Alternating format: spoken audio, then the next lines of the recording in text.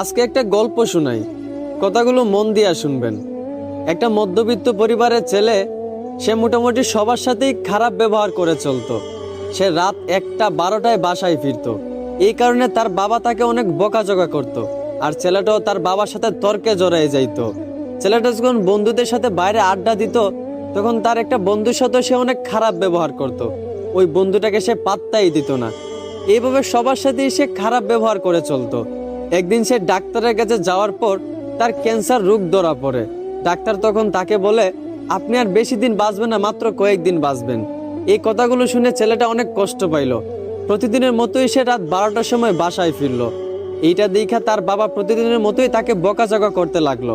কিন্তু অবাক করা বিষয়, প্রতিদিনের মতোই ছেলে তার বাবার সাথে তর্কে না জড়াইয়া তার বাবার গালিগুলা মন ভরে শুনতে লাগলো। আর মনে মনে ভাবতে লাগলো, হয়তো এই বাবার গালিগুলো আর কয়েকদিন পর শুনতে পাবো না। ওইদিকে তার মা ডাকতেছে, নে বাবা ভাতটা খেয়ে নে। অন্যদিন হলে সে তার মায়ের হাতে ভাতটা এত সহজে খাইতো না। কিন্তু আজ অবাক করা বিষয়, তার মায়ের হাত থেকে প্লেটটা এনে প্রাণ ভরে ভাতটা খেয়ে নিল। আর মনে মনে ভাবলো, এই বুঝি মায়ের হাতে শেষ খাওয়া। এইগুলা দেখে তার মা বাবা অনেক অবাক হয়ে গেল। এভাবে তার মা বাবার সাথে অনেক ভালো ব্যবহার করলো। তারপরের দিন সে তার বন্ধুদের সাথে আড্ডা দিতে গেল।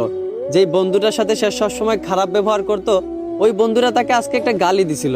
কিন্তু অবাক করা বিষয়, অন্যদিন সে একটা গালির বদলে ওই বন্ধুটাকে আরো 10টা গালি দিত। কিন্তু আজ অবাক করা বিষয়, ওই বন্ধুটা গালি দেওয়ার পর সে বন্ধুটাকে জড়িয়ে ধরে কাঁদতে লাগলো আর বলল, ভালো থাকিস রে দোস্ত। এইগুলা থেকে তার সকল বন্ধুরাও অবাক হয়ে গেল। যেই বন্ধুটা কখনো খারাপ ব্যবহার না করে থাকতে পারতো না, সেই বন্ধুটা সবার সাথে হাসি মুখে ভালো ব্যবহার করতেছে। সবাই অনেকটা অবাক হয়ে গেল। ছেলেটা আগের চেয়ে অনেক পরিবর্তন হয়েছে, আগের চেয়ে অনেক ভালো হয়ে গেছে, এখন সবার সাথেই ভালো ব্যবহার করে। এইভাবে মাসখানিক যাওয়ার পর ছেলেটা আবার ডাক্তারের কাছে যায়।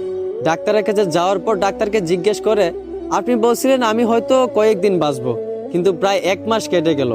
আপনি কি কোনো গ্যারান্টি দিতে পারবেন যে আমি আর কতদিন বাঁচবো? এইটা শুনে ডাক্তার ছেলেটাকে বলতে লাগলো, দেখেন একটা কথা শুনেন, আমি ওই দিন যে আপনাকে বলছিলাম আপনি মাত্র কয়েকদিন বাঁচবেন, এই কথাটা আপনাকে আমি মিথ্যা বলছিলাম। আর মিথ্যা বলার কারণ আপনাকে পরিবর্তন করা। আপনি আগে সবার সাথেই খারাপ ব্যবহার করতেন। আপনার বাবা যদি আপনাকে বকাঝকা করতো, আপনার বাবার সাথেও আপনি তর্কে জড়াই যাইতেন। কিন্তু আপনি যখন জানতে পারলেন আপনি আর মাত্র কয়েকদিন বাঁচবেন, আপনার মরণের কোনো গ্যারান্টি নাই, তখন আপনি সবার সাথে ভালো ব্যবহার করতে লাগলেন। এই বন্ধুটাকে আপনি গালি ছাড়া দিতেন না, সেই বন্ধুটাকেও আজকে আপনি ভালোবাসা দিলেন। আসলে এইখান থেকে আমরা একটাই শিক্ষা পাই, যে প্রত্যেকটা মানুষ যদি তার মরণের কথা স্মরণ করত, যে হয়তো বা আজও তো মারা যেতে পারি, কালও তো মারা যেতে পারি, এখনো তো মারা যেতে পারি, এইভাবে যদি প্রত্যেকটা মানুষ তার মরণের কথা স্মরণ করত, তাহলে দেখতেন কোনো মানুষই দুনিয়াতে খারাপ ব্যবহার করতো না, কেউই কারো প্রতি কোনো অভিযোগ রাখতো না, কেউই কাউকে মাফ না করে থাকতে পারতো না। প্রত্যেকটা মানুষ যদি তার মরণের কথা স্মরণ করত, তাহলে কখনোই মানুষের প্রতি অবিচার করতো না।